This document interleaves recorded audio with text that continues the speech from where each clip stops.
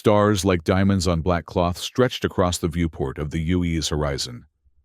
Captain Jake Morrison leaned back in his command chair, savoring the quiet hum of the bridge during third shift. 12 years into their mission of mapping uncharted star systems. The 35 crew members had settled into comfortable routines that felt like home. "Another day in paradise," Jake murmured, running a hand through his salt and pepper hair. At 45, he'd spent more time in space than planetside, and he wouldn't have it any other way. Lisa Park glanced up from her engineering console, dark eyes crinkling with amusement. "Paradise needs a tune-up. The port thruster's efficiency dropped 2%. 2%, sound the alarms." Ryan Blake called from his weapon station, not bothering to look up from the targeting calibrations he was running. The 30-year-old former military man treated every system check like a life or death mission, despite the Horizon having never fired a shot in anger. "Logging the deviation," Amy Collins confirmed, her fingers dancing across her communications panel. At 28, she was the youngest senior officer and took her role as the ship's historian seriously. "For the record, that's the 4th efficiency drop this month." Jake smiled, watching his crew work with practiced precision. In the mid-23rd century, humanity had finally achieved what generations had dreamed of: true deep space exploration, venturing beyond the solar system to map the galaxy. The Horizon was humanity's farthest-flung vessel, a floating embassy of Earth's finest minds and technology. "Captain," called sensor technician Martinez, his voice cutting through Jake's reverie. "I'm picking up an energy signature. It's massive." Jake straightened. "Source?" "Unknown, sir. It just appeared. No warp signature, no radiation trail." Lisa abandoned her engine diagnostics and joined Martinez at the sensor display. "That can't be right. That would require more power than—" The ship's lights flickered. "Than our entire fleet combined," she finished, face paling. "Visual?" Jake requested, standing now. The main screen shifted from star charts to real-time feed. At first, there was nothing but the familiar starscape. Then, slowly, the stars began to disappear, blocked by something enormous moving into position. "My God!" breathed Ryan, abandoning his station to stare at the screen. A vessel appeared, dwarfing the horizon like a whale beside a minnow. Its design defied human aesthetics, all sharp angles and protruding spikes, with pulsing red lights along what appeared to be weapon ports. The ship was easily 5 kilometers long, with dozens of smaller vessels, each still larger than the Horizon, forming a phalanx behind it. "All hands to stations," Jake ordered, his voice remarkably steady. "Amy, open all frequencies. Let's try to talk to our new neighbors." Before Amy could comply, the ship's speakers crackled with a thunderous voice that seemed to vibrate the very bulkheads. "Humans of Earth vessel, you have entered the dominion of the Galactic Empire. Surrender your ship and prepare to be boarded. Resistance is futile. You will be processed and assigned appropriate status within the hierarchy. This is the will of the eternal glory." The bridge fell silent. Jake exchanged glances with his officers, reading the same mixture of fear and defiance in their eyes that he felt himself. "Well," he said finally, "I guess first contact just happened." Amy's console lit up. "Captain, they're transmitting data packets. I think they want to establish video communication." Jake straightened his uniform jacket. "Put it through. Let's see who we're dealing with." The main screen flickered, and a humanoid figure appeared, tall and thin with pale blue skin. Elongated features and ornate armor, covered in the same spike motif as the ship's. The alien's eyes were solid black, and multiple ridges ran across its skull where hair would be on a human. "I am Admiral Vexter of the Galactic Dominion," the figure announced, its voice marginally less bombastic without the ship's external speakers. "To whom do I address on this primitive vessel?" Jake stepped forward. Captain Jake Morrison of the United Earth Exploration Ship Horizon. We are on a peaceful mission of scientific discovery. We mean no harm and seek only knowledge. Vexter's face remained impassive. Your intentions are irrelevant. The Dominion has ruled the galaxy for 10,000 years. All lesser species submit. This is the natural order. Jake felt his hackles rise at the dismissal, but kept his diplomatic tone. With respect, Admiral, humanity doesn't recognize your authority. We'd prefer to establish peaceful relations. Silence! Vextor's face contorted with rage. Your preference is meaningless. Observe the might of the Dominion and understand your place. The screen split, showing a montage of planets being subjugated. Fleets of ships similar to those now surrounding the horizon, decimating what appeared to be defensive forces of various alien civilizations. The images were accompanied by dramatic music and narration extolling the inevitable victory of the superior Dominion. Jake glanced at his crew. Ryan's jaw was clenched in anger. Lisa was frowning in concentration, and Amy was covering her mouth, her shoulders shaking. She was laughing. The realization hit Jake like a thunderbolt, and suddenly he saw what had triggered her response. The Dominion's intimidation display was essentially a PowerPoint presentation, complete with dramatic wipes between scenes and what appeared to be bullet points in an alien script. A snort escaped from Ryan, followed by Lisa's poorly disguised giggle. "Is something amusing you, primitives?" Vextor demanded, his black eyes narrowing dangerously. Jake should have been terrified. They were outgunned, outnumbered, and facing an apparently genocidal empire. But seeing the pompous admiral's reaction to his crew's laughter kindled something rebellious in him. "I apologize, Admiral," Jake said, not quite managing to keep his own amusement from his voice. "It's just that your presentation reminds us of something our children make for school projects." Vextor's face purpled, literally, his blue skin darkening to a deep violet. "You dare mock the glorious history of Dominion conquest?" "Not at all," Jake replied, struggling to maintain composure. "It's very impressive. Although I have to ask, what's with all the spikes on your ships? Doesn't that create drag in atmosphere? And maintenance must be a nightmare." Lisa snorted loudly at this, no longer bothering to hide her mirth. "And those weapon ports. They're completely exposed. One good hit and your whole power grid would cascade." Vextor's rage was incandescent. "Enough! You will witness the true power of the Dominion." The screen switched back to exterior view as the massive flagship began to glow, energy building visibly along its hull.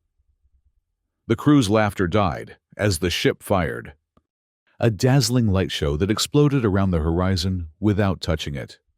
The bridge crew stared in disbelief. "Was that supposed to hit us?" Ryan asked incredulously.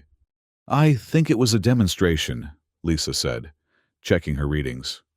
"Some kind of energy weapon, but discharged to miss us deliberately." Jake couldn't help himself. He laughed, loud and genuine. "They're trying to scare us with fireworks." When Vextor's face returned to the screen, Jake could see veins pulsing in the alien's temples. "You have 2 hours to prepare for boarding," the Admiral hissed. "Any resistance will result in your immediate vaporization." The communication cut off abruptly. "Well," Jake said, looking around at his crew, "that could have gone better." "Or worse," Ryan countered. "They could have just blown us up." "They won't," Lisa said confidently. "Did you see those ships? All show, no practicality. I bet half those weapons are just for display." "Still," Jake cautioned, "we shouldn't underestimate them. Amy, send everything we have to Earth and the colonies. If this Dominion is as widespread as they claim, humanity needs to prepare." "Already transmitting, Captain," Amy confirmed, And I've included my personal observation that they seem highly susceptible to wounded pride. Jake nodded. A plan forming. Ryan, what's our defensive capability against those ships? The weapons officer grimaced. Conventional weapons, zero chance. But if their design aesthetic is any indication of their engineering priorities, they might have sacrificed functionality for intimidation.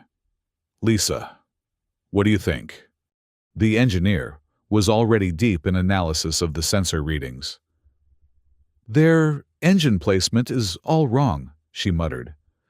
Look at this power signature. They're burning twice the energy they should need. And these structural weak points. She looked up, excitement in her eyes. Captain, I think they've never faced an enemy that wasn't intimidated into surrender. Jake felt a smile spread across his face. Then maybe we should show them what happens when intimidation fails. For the next 2 hours, the bridge of the horizon buzzed with activity.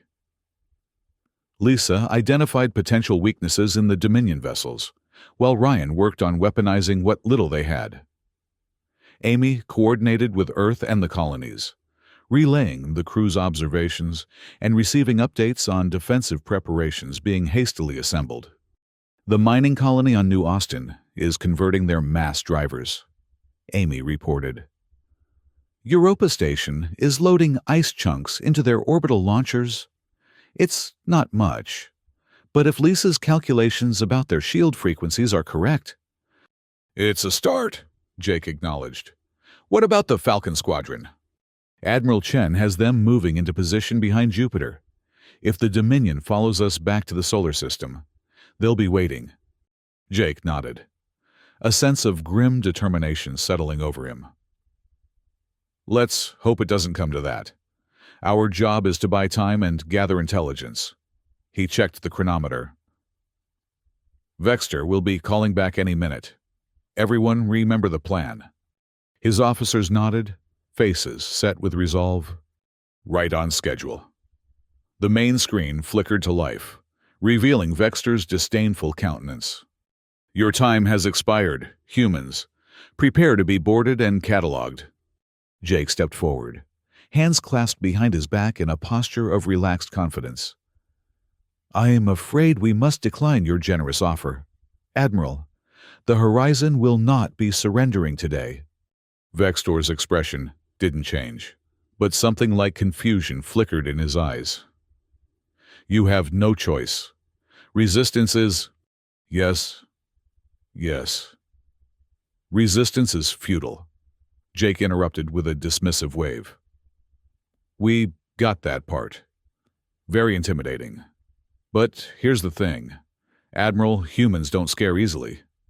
In fact, we're rather notorious for doing exactly the opposite of what we're told when someone tries to bully us. Vextor seemed genuinely perplexed now. This is not the protocol. Lesser species surrender when confronted with superior force. Well, we didn't get that memo, Jake replied with a shrug. Humanity has a long history of fighting overwhelming odds. We find it entertaining. Entertaining, Vextor repeated the word as if it were foreign to him. Absolutely, Ryan chimed in. We have thousands of stories about underdogs defeating empires. It's practically our favorite genre. Perhaps, Lisa suggested, with mock helpfulness. The Admiral would like to surrender to us instead? It would save everyone a lot of trouble. The look of absolute bewilderment on Vextor's face was priceless. The Admiral turned to consult with someone off-screen. A tall, severe-looking officer with slightly darker blue skin and fewer ornamentations on his uniform. Sub-Commander Craxon advises me that your behavior is consistent with species suffering from mass delusion, Vextor announced when he turned back. You will be given 24 hours to come to your senses before we take action. Use this time to prepare your crew for the reality of Dominion rule. The communication ended. That bought us some time, Jake said, allowing himself a moment of relief. Amy, what's the status of our transmissions to Earth? All data sent and received. Captain, the colonies are mobilizing. Earth is deploying the home fleet. For what it's worth. She hesitated. There's also unusual chatter from the Dominion ships. Their communication security is surprisingly lax. I think they're genuinely confused by our response. Good, Jake said firmly. Confusion leads to hesitation. Hesitation gives us time. He turned to Lisa. How's our analysis coming? The engineer gestured to her screen, which displayed complex schematics of the Dominion vessels. Their technology is advanced, but their design is absurdly inefficient. Those decorative spikes, they actually interfere with their shield harmonics, and their command structure appears to be rigidly hierarchical. All decisions funnel through Vexter. Potential for disruption, Ryan asked, leaning over her shoulder. Lisa grinned. Substantial. Their communication protocols are complex, but predictable. With enough processing power, we could potentially insert false commands. Get on it, Jake ordered. Amy, coordinate with Earth's Cyber Warfare Division. Ryan, work with Lisa to identify vulnerable points for kinetic strikes. If we can't outgun them, we'll outsmart them. As his crew dispersed to their tasks, Jake returned to his command chair, mind racing with possibilities. The Dominion clearly relied on fear and intimidation, tactics that had likely served them well against species that followed similar hierarchical structures. But humanity's greatest strength had always been its adaptability and irreverence toward authority. If the Dominion expected submission based on an impressive light show and scary ships, they were in for a rude awakening. Over the next several hours, reports flowed in from across human space. The colonies were repurposing mining equipment into makeshift weapons. Earth's scientific community was analyzing the Dominion's technology based on the horizon scans. Military strategists were developing unconventional tactics designed to exploit the weaknesses Lisa had identified. Captain, Amy called, excitement edging her voice. I'm picking up increased chatter among the Dominion fleet. They seem concerned about our lack of fear. Several commanders are questioning Vexter's decision to give us more time. Jake smiled grimly. Keep listening.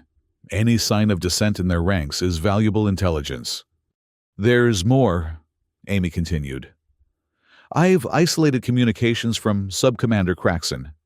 He appears to be advocating for direct communication with Earth rather than immediate conquest. He's citing anomalous behavioral patterns that warrant further study. Interesting, Jake mused. Sounds like not everyone in the Dominion is eager for conflict. Identify any potential allies in their hierarchy. If we can drive wedges between their commanders, all the better. As the 24-hour deadline approached, tension on the bridge ratcheted up. The crew had done all they could to prepare, but the outcome remained uncertain. Their best hope lay in buying time for Earth and the colonies to organize a more substantial defense. 1 hour to deadline, Ryan announced, his voice tight. Weapons are as ready as they'll ever be, which is to say, not very. We knew this wasn't going to be a conventional fight, Jake reminded him. Lisa, status on our electronic warfare package? The engineer looked up from her console, dark circles under her eyes, testament to her non-stop work. Ready to deploy. If their systems are as vulnerable as I think, we should be able to create significant confusion. No guarantees, though. And our surprise? Jake asked. Lisa allowed herself a small smile. In position, they haven't detected it yet. Good. Jake stood, addressing the entire bridge crew. I won't lie to you. We're facing overwhelming odds. But every minute we keep the Dominion occupied is another minute for humanity to prepare. Whatever happens today, you've all performed admirably. Exactly on schedule. Vextor's face appeared on the main screen. The Admiral looked even more rigid than before, his posture suggesting barely contained rage. Your time has expired, humans. You will surrender immediately or face annihilation. Jake met the alien's gaze steadily. As I told you before, Admiral, we must decline. The horizon remains free and under human control. Then you have chosen destruction. Vexter turned to someone off-screen. Prepare main batteries, target their propulsion systems first. I want them disabled, not destroyed. Actually, Jake interrupted, before you do that, you might want to look at your port flank. Confusion crossed Vexter's face. What nonsense is this? Just a suggestion, Jake said casually. Lisa, now would be good. The engineer activated a command sequence, and through the viewport, the crew could see a small, previously undetectable satellite, deployed during the night cycle. Activate and emit a focused pulse toward the nearest Dominion vessel. On screen, alarms began blaring in the background of Vexter's command center. What have you done? The Admiral demanded, genuine alarm replacing his usual disdain. Just a little electronic countermeasure, Jake explained.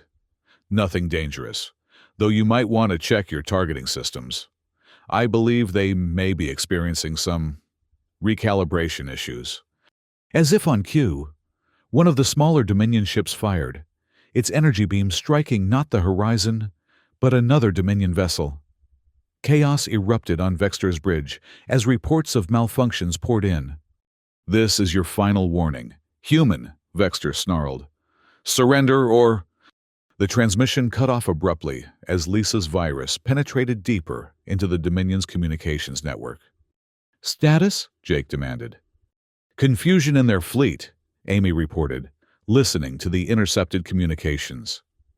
Half their ships are reporting false targets, and their coordination is breaking down. Sub-Commander Craxon is advising retreat and reassessment. Vexter won't retreat, Jake predicted. His type never does. Prepare for their response. He was right. Moments later, despite the electronic warfare assault scrambling their systems, the Dominion flagship began powering its main weapon array. They're going to fire blind, Ryan warned. Evasive maneuvers. Jake nodded to the helm officer, who immediately executed a series of pre-programmed evasive patterns. The horizon shuddered as its engines strained against their design limitations. The Dominion flagship fired and missed, its massive energy beam passing harmlessly into space. They're reconfiguring, Lisa reported tensely. Adaptive systems. They'll correct soon. Time to spring our second surprise, Jake decided. Amy, signal Earth. Operation Rock Throw is a go. Amy sent the transmission, and the crew waited anxiously.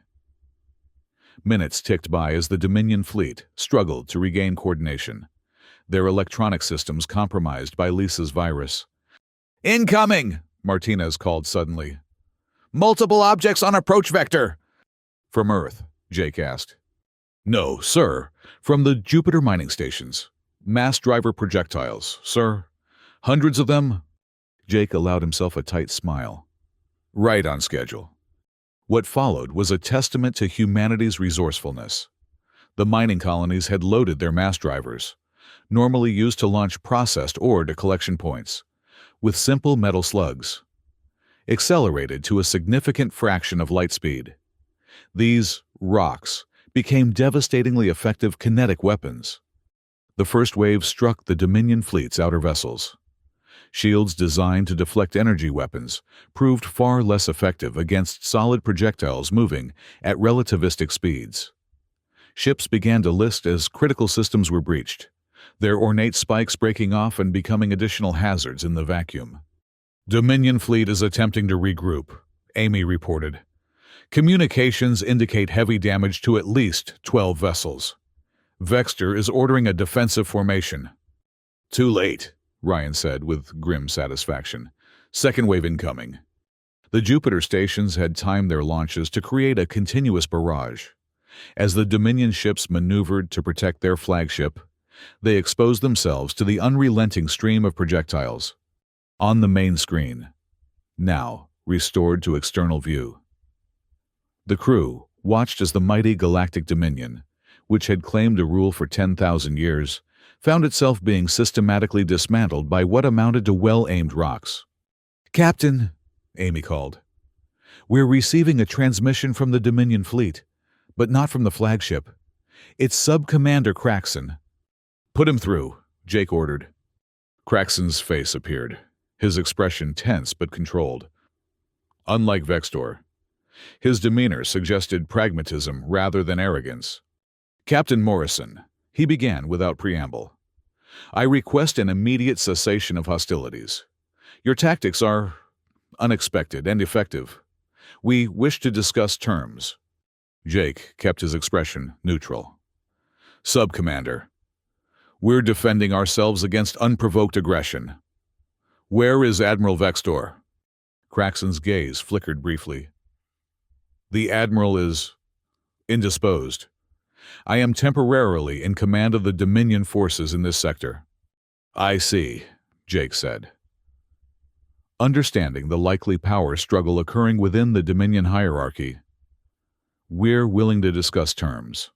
But first, all Dominion vessels must withdraw to a minimum safe distance from our ship and cease targeting us."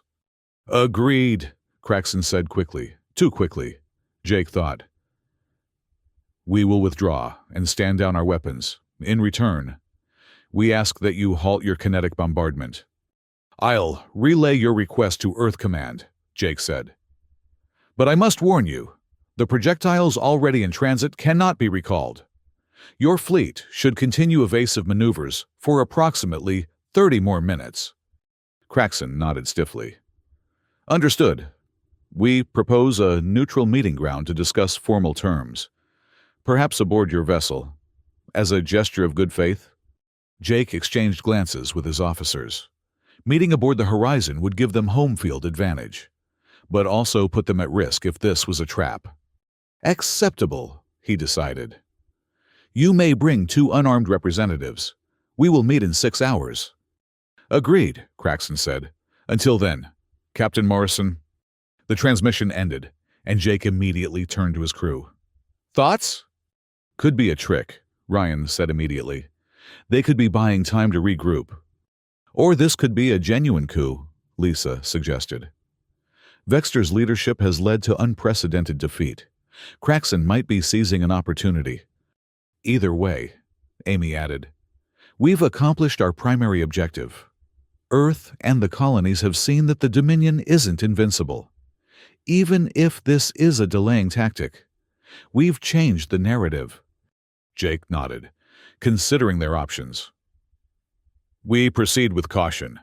Ryan, full security protocols for the meeting. Lisa, keep analyzing their ships. I want to know if they make any suspicious moves. Amy, maintain open channels with Earth. They need to know what's happening here." 6 hours later, the Horizons conference room was prepared to receive the first official diplomatic delegation from the Galactic Dominion. Security officers flanked the doors, and hidden scanners would detect any concealed weapons or devices. When Craxon arrived, accompanied by a smaller, evidently lower-ranking officer, Jake was surprised to see that the sub-commander had removed most of the ornate decorations from his uniform. The gesture wasn't lost on him, a symbolic stripping away of the intimidation tactics that had so spectacularly failed. Sub-commander," Jake greeted, extending his hand in the human gesture of peaceful greeting. "Welcome aboard the Horizon." Craxon stared at the outstretched hand with momentary confusion, before cautiously extending his own. The handshake was awkward, but successfully completed. "Captain Morrison," Craxon acknowledged. "This is Junior Commander Zelvik, our xenoanthropology specialist." The smaller alien nodded respectfully. "Captain, I have studied many species, but humans. You are unique in our experience." "So we've been told," Jake replied dryly, gesturing for them to take seats at the conference table. "Where is Admiral Vextor?" Craxon and Zelvik exchanged glances. Admiral Vexter has been relieved of command, Craxon stated flatly. His failure to properly assess the human threat has cost the Dominion dearly. I wouldn't characterize us as a threat, Jake countered. We were exploring peacefully until threatened with subjugation. Yes, Zelvik interjected eagerly. This is precisely what makes your species so fascinating. Most intelligent life forms we encounter respond to displays of superior force by submitting. It is the natural order, the strong command, the weak obey. But humans... He leaned forward, black eyes gleaming with intellectual curiosity. Humans laugh at superior force and find creative ways to resist. It defies all established xenosociological models. Jake couldn't help but smile. We have a long history of rooting for the underdog, the smaller force that overcomes a larger one through cleverness or determination. It's woven into our culture. Remarkable, Zelvik murmured, making notes on a small device. And this humor response to threats, is it universal among your species? Not universal, but common, Jake admitted. Laughter can be a defense mechanism against fear. When something tries very hard to be intimidating, it can sometimes cross into absurdity from our perspective. Craxon, who had been listening intently, spoke up. Captain Morrison, while these cultural insights are valuable, we must address the immediate situation. The Dominion fleet has suffered unprecedented losses. Our doctrine provides no protocol for this circumstance. You mean you don't know how to surrender? Jake translated. Craxon's jaw tightened, but he nodded. Essentially correct. In 10,000 years of expansion, the Dominion has never surrendered to a lesser. He caught himself. To another species. Then perhaps it's time to create a new protocol, Jake suggested. Not surrender, but cooperation. Earth has no interest in conquering the Dominion, despite what you may believe about our intentions. We simply want to explore the galaxy peacefully and maintain our sovereignty. Cooperation. Craxon repeated the word slowly, as if testing an unfamiliar concept. What would this entail? Exchange of knowledge, Jake proposed. Mutual respect for territories. Perhaps eventually trade and cultural exchange. The basics of diplomatic relations between equals.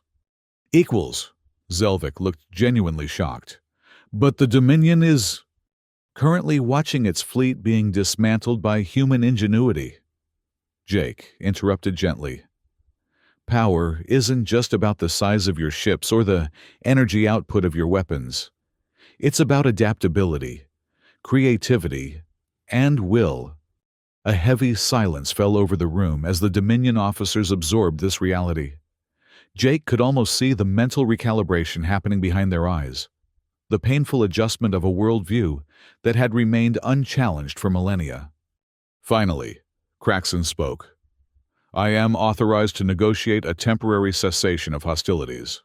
Beyond that, the High Command will need to be consulted. Fair enough, Jake agreed. We can begin with a simple non-aggression pact while both sides consider next steps. But let me be clear. Any future relationship between humanity and the Dominion must be based on mutual respect, not intimidation or subjugation. Agreed, Craxon said, with what Jake thought might be relief in his voice. The Dominion must reassess its approach to newly discovered species. The negotiations continued for hours, establishing basic protocols for communication and defining temporary boundaries. Throughout the process, Jake was struck by the gradual transformation in Craxon's demeanor, from rigid formality to cautious engagement, particularly when discussing technical matters with Lisa, who had joined the talks to address scientific exchange. When the Dominion representatives finally departed, Jake felt a mixture of exhaustion and cautious optimism. The immediate crisis had been averted, but the long-term implications were still unfolding. Do you think they'll honor the agreement? Ryan asked skeptically, after the shuttle carrying Craxon and Zelvik had departed. "I think Kraxen will," Jake replied. "He strikes me as pragmatic. The question is whether the rest of the Dominion will follow his lead or cling to their old ways. They've ruled for 10,000 years using fear and intimidation," Amy pointed out. "That's not going to change overnight because of one defeat." "No," Jake agreed. "But it's a start. We've shown them an alternative and planted the seed that cooperation might be more effective than conquest." In the days that followed, the human-Dominion dialogue continued. Earth sent diplomatic representatives to join the discussions, which expanded to include other Dominion officials, some hostile to the very concept of negotiating with lesser species, others cautiously curious about this new approach. The most surprising development came 3 weeks after the initial encounter, when a transmission arrived from the Dominion Central Command. The High Council, previously unwilling to even acknowledge direct communication with humanity, was requesting a formal summit to discuss a reorganization of galactic relationships.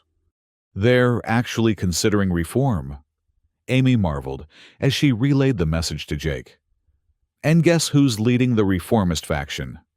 "Kraxen," Jake guessed with a smile. "Got it in one." Apparently, his first-hand account of human ingenuity made quite an impression.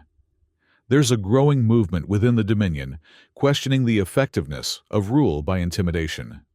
"It's still going to be a long road," Jake cautioned.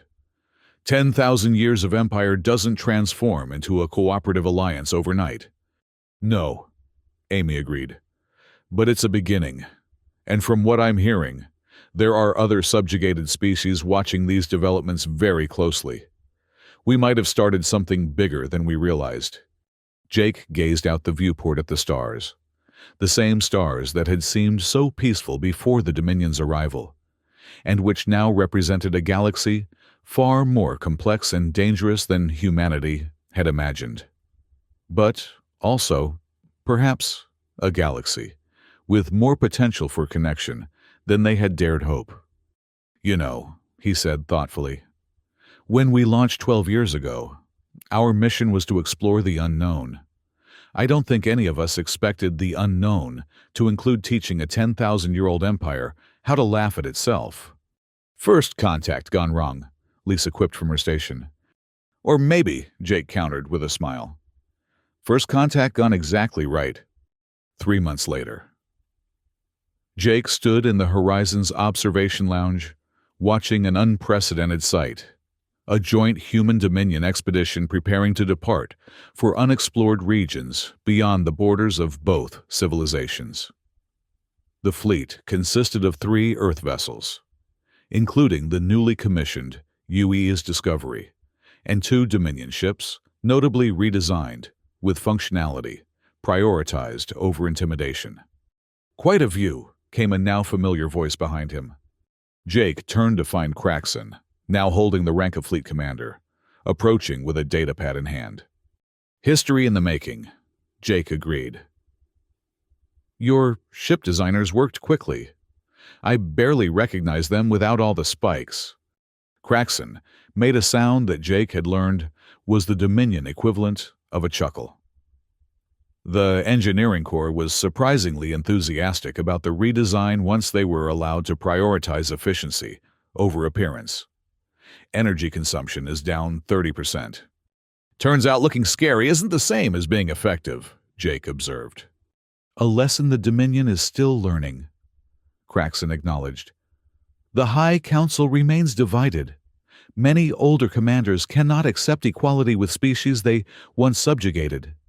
But the younger generation is increasingly drawn to what they call the human approach, cooperation over conquest." "Cultural change takes time," Jake said. "But I'm encouraged by the progress." Kraxen's expression grew serious. "There is another matter we should discuss.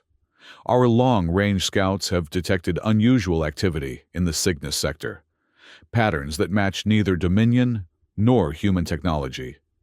If there are other advanced civilizations in that region, then we should approach them together," Jake finished.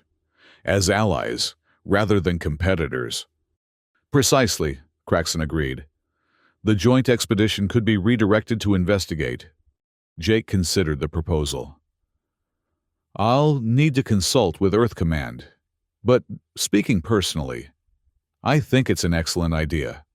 The more we can demonstrate unified exploration, the stronger our alliance becomes. And, Craxton added, with what Jake now recognized as dry humor, perhaps we can avoid the embarrassment of another civilization laughing at our attempts at intimidation. Jake smiled. Consider it a valuable service we provided. Not everyone would have been kind enough to point out that your terrifying imperial aesthetics looked like a teenager's idea of scary. This time, Craxton's laugh was unmistakable. The Dominion has conquered 1,000 worlds, Captain Morrison, but none has defeated us as thoroughly as humanity did with simple laughter. As they turned back to watch the joint fleet make final preparations for departure, Jake reflected on the unexpected journey that had brought them here. What had begun as a routine exploration mission had transformed into a pivotal moment in galactic history, the beginning of a fundamental shift in how civilizations might relate to one another. The Horizon would soon return to Earth for a well-deserved refit. Its crew celebrated as heroes who had faced down an empire with courage, creativity, and an irreverent sense of humor. Jake had already been offered command of the next long-range mission, a 5-year journey to regions even the Dominion had never fully explored. Do you think we'll ever find out why the Dominion evolved such an intimidation-based culture? Jake asked suddenly. Craxton considered the question. Our oldest records speak of existential threats in the early days of our expansion, enemies so formidable that fear became our most effective weapon. Over time, the means became the end. We forgot why we began intimidating others and simply accepted it as the natural order. And now we have been given a rare opportunity to remember who we were before fear defined us. Craxton gestured toward the joint fleet. These ships represent more than exploration. Captain, they represent possibility. Jake nodded, understanding the profound truth in the alien's words. In facing the Dominion, humanity had been forced to confront its own values and priorities, choosing creativity over capitulation, humor over fear. And in doing so, they had not only defended themselves, but potentially liberated countless species from the shadow of empire. To possibility, then, Jake said, extending his hand in what had become a familiar gesture between them. Craxton clasped it firmly. The once awkward handshake now performed with confidence. And to laughter, humanity's most unexpected weapon. As the first ships of the joint expedition began their departure sequence, their lights glinting against the backdrop of stars, Jake Morrison felt a sense of profound satisfaction. The universe was vast and likely full of dangers they had yet to encounter, but also opportunities for connection that transcended differences in biology, culture, and history. First contact had indeed gone wrong, but in all the right ways.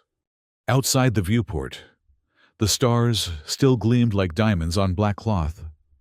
But now, instead of a lonely human ship venturing into the unknown, a new kind of fleet illuminated the darkness, a testament to the power of laughter to transform fear into friendship, and empire into alliance. The greatest exploration, Jake realized, wasn't of space, but of possibility. The endless ways intelligent beings might choose to relate to one another. And in that vast frontier, humanity and the Dominion were taking their first steps together.